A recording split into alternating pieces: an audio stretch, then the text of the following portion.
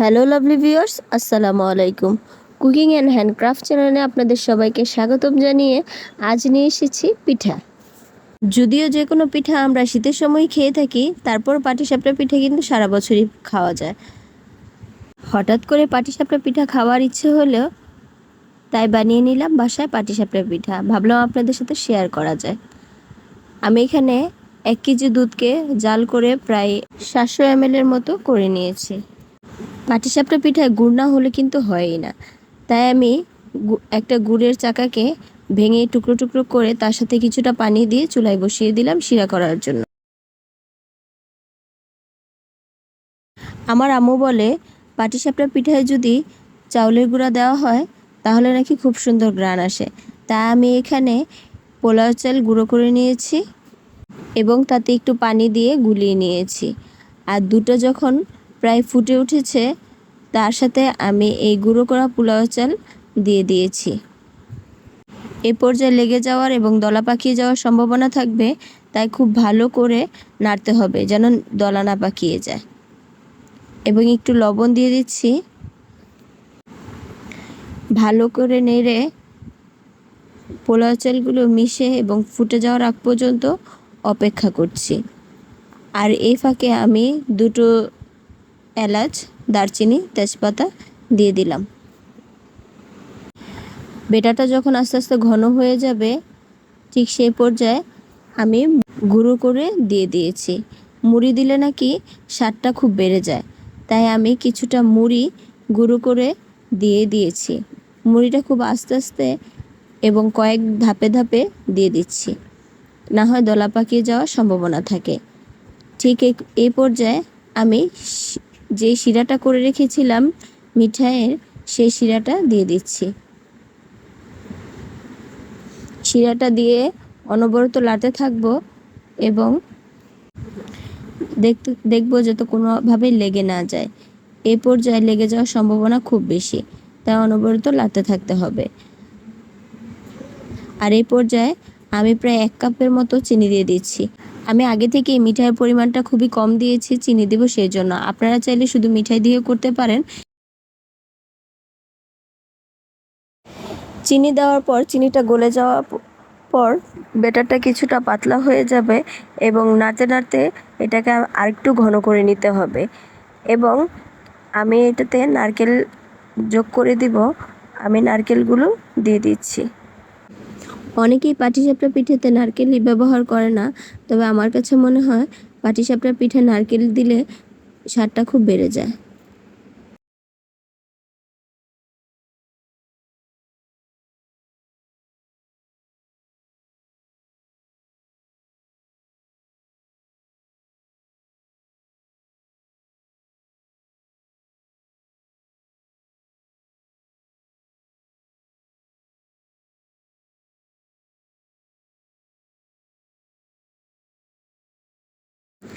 নারকেল দিয়ে আমরা খুব বেশিক্ষণ অপেক্ষা করতে হবে না। নারকেলটা দেওয়ার পর আস্তে আস্তে এমনি গাঢ় হয়ে আসবে।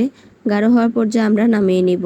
বাসায় মেহমান আসবে, তাই আমি অনেকগুলো পাটিসাপটা পিঠে বানাবো, তাই আমি আমার সেই পরিমাণ ময়দা এবং চালের গুঁড়ো নিয়ে নিয়েছি। আমি এখানে 1/2 কেজি ময়দা এবং 2 কাপ চালের গুঁড়ো নিয়ে নিয়েছি। আমি এখানে ময়দার পরিমাণটা একটু বেশি নিয়েছি পিঠাটা নরম করার জন্য। কিছুটা লবণ দিয়ে দিচ্ছি এবং 1/2 কাপ চিনি এবং 1/2 কাপ গুঁড়ো দুধ দিয়ে দিচ্ছি স্বাদের জন্য। চাইলে আপনার গুঁড়ো দুধটা স্কিপ করতে পারেন।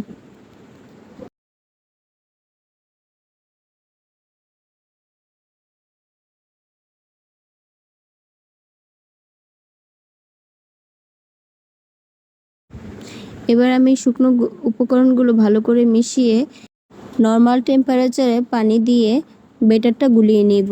ব্যাটারটা খুব বেশি পাতলা হবে না, খুব বেশি ঘন হবে না। আমি অল্প অল্প করে পানি দিয়ে আস্তে আস্তে গুলাবো, যাতে খুব বেশি পাতলা এবং খুব বেশি গাঢ় না হয়। আপনারা অল্প অল্প পরিমাণে পানি দিয়ে গুলানোর চেষ্টা করবেন।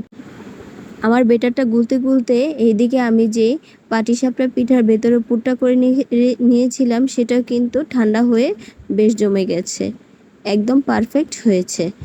এবার আমি একটি ফ্রাই ফ্রাই প্যানে 2 চামচ বেটার দিয়ে ভালো করে ঘুরিয়ে ঘুরিয়ে রুটি পিঠার মতো ছড়িয়ে নিচ্ছি। আপনারা চেষ্টা করবেন ফ্রাই প্যান বা ননস্টিকের কোনো পাত্রের মধ্যে পিঠাটা করার জন্য, তাহলে পিঠাটা খুব সুন্দর হয়। ঘুরিয়ে ঘুরিয়ে পিঠাটা ছড়িয়ে নিচ্ছি। আমি ঢাকনা দেওয়ার প্রয়োজন হবে না, কারণ বেটারটা এভাবেই খুবই পাতলা, তাই আর কাঁচা থাকার কোনো সম্ভাবনা নেই। আর ভেতরে একটু পুর দিয়ে ভালো করে আস্তে আস্তে চেপে চেপে পিঠাটা বানিয়ে নিচ্ছি। আমার কাছে মনে হয় এই ভাঁজের কারণে এই পিঠাটার নাম পাটিসাপটা পিঠা।